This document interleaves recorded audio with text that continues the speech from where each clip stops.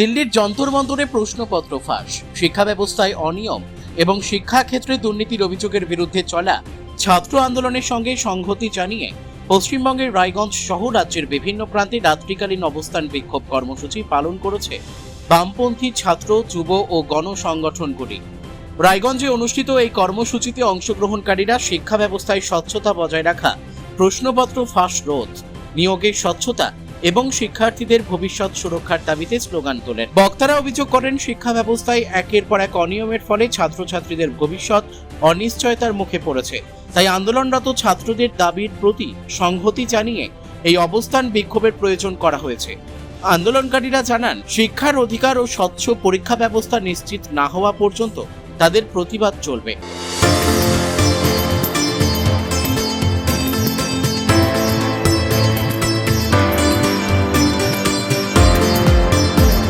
ধন্যবাদ।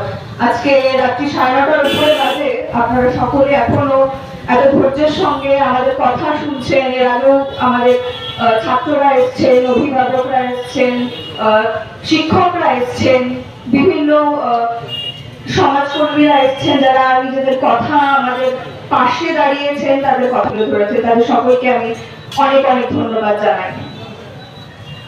আমরা জানি গত 20শে জুলাই দিল্লির যন্তর মন্তর যে প্রচেষ্টা হয়েছে, তাতে দিল্লি পুলিশ যে হারে বর্বরতা দেখিয়েছে, তারা মহিলা, শিশু, বিভিন্ন স্পেশালি ক্যাপিটাল স্টুডেন্ট তারা সেই আন্দোলনে ছিলেন, তাদের উপর যে জঘন্য বর্বরতা দেখিয়েছে, তাদের আমরা এই মঞ্চ থেকে নিন্দা জানাই। আসলে আমরা যে দাবিগুলো করছি, তার মধ্যে একটা অন্যতম দাবি রয়েছে এডুকেশন মিনিস্টারের রিজাইন।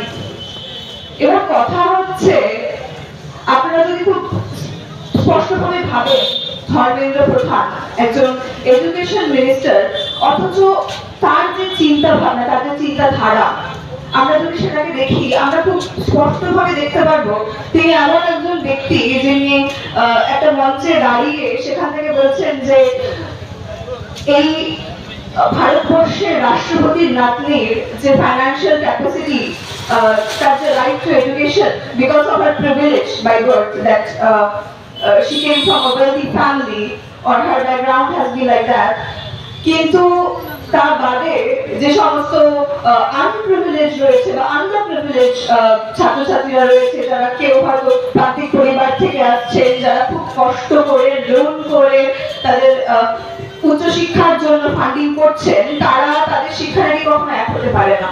এটা হচ্ছে চিন্তা একজন দেশের এডুকেশন মিনিস্টার।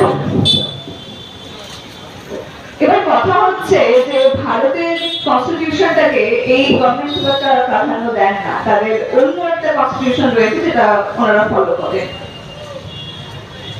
আমাদের আর্টিকেল 21A তে লেখা রয়েছে রাইট টু এডুকেশন। এডুকেশনের উপর ভারতের প্রত্যেকটা ছাত্রছাত্রীর অধিকার রয়েছে। সে যে পরিবার, যে ইকোনমিক ব্যাকগ্রাউন্ড থেকে বিলং করুক, তাতে তার রাইট টু এডুকেশনের যে অধিকার, সেটা কিছু কম বা বেশি হয়ে যায় না। প্রথমে এরকম একজন মানসিকতার মানুষের উচিত তার ভুলগুলোকে স্বীকার করা এবং যদি লজ্জা থাকে তাহলে রিজাইন করা। আমরা বলছি না যে ধর্মেন্দ্র প্রধান এক এবং একমাত্র ব্যক্তি, এবং আরো ব্যক্তি রয়েছে। এটা গভর্নমেন্টকে সুনিশ্চিত করতে হবে, আমরা যাকে এত বড় ক্ষমতা তুলে দিচ্ছি, আমরা যাকে এত বড় পদ তুলে দিচ্ছি, সে মানুষের জন্য তার যে রাইটস গুলো তাকে প্রোভাইড করতে পারবে কিনা, তার চিন্তা ভাবনা কেমন।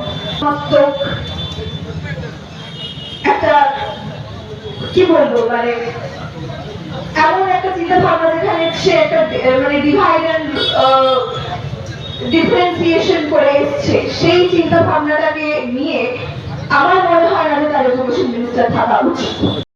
রায়গঞ্জ থেকে রামকৃষ্ণ দাসের রিপোর্ট, কুলিক নিউজ।